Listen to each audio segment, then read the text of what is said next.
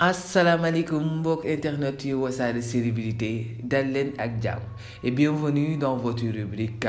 sur le plat comme d'habitude kaa yépp lay jël defal leen ko sur le plat ngeen tànni si bu leen neex encore une fois Ada Fass gannaaw ba xale bi ay mbooloo bu bari topp ko fu mu toll nii dafa mel ni cat nag moo ko topp lu bari gannaaw bu mu amee défaite ak kii di Zarko ay supporter am commencé di ko bàyyi parce que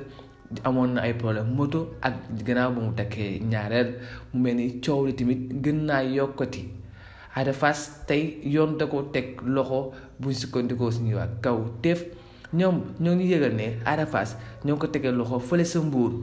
gannaaw ba am na ñaari xale yoo xam ne wala ñaari xaytam yoo xam ne ñoom la àndaloon di def ay ñaaw teef foofu sa Mbuur gannaaw bañ agressé benn animateur boo xam ne moo ngi foofule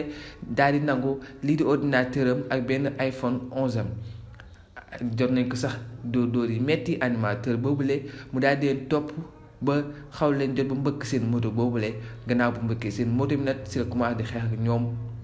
ba population bi tamit am ñoo xam ne génn nañ di leen di satal waa jooju le seen dem waa ji porte plainte ab diir police teg loxo ñaari jëf yu bon yooyu la ñaari jëfkatu yu bon yooyu la gannaaw bu la police tegee loxo nag ñoom nag ci lañ génnee turu kii di Ada Fass ne moo leen dimbali moo dóor waa ji ba ñu mën a jël lii di alalam police continué daay def enquête am ba ni nip kii di Ada Fass waaye gannaaw ba ñu waxee loolu yëpp Ada Fass dafa nii ne moom laalu si takku si gannaaw loolu yëpp si la police continué daal di def lii di enquête am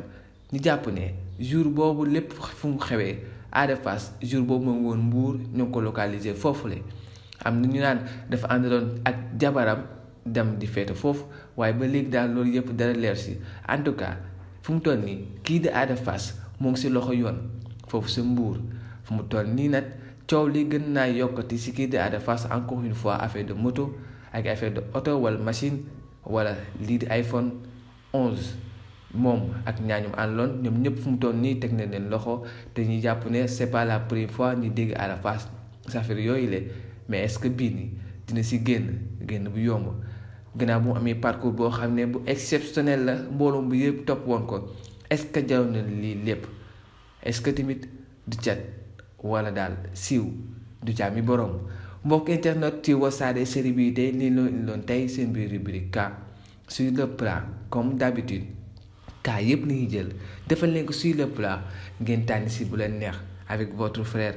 Momo. Merci beaucoup. N'oubliez pas de vous abonner sur Wassare célébrité. Ciao. Mangez beaucoup de bananes.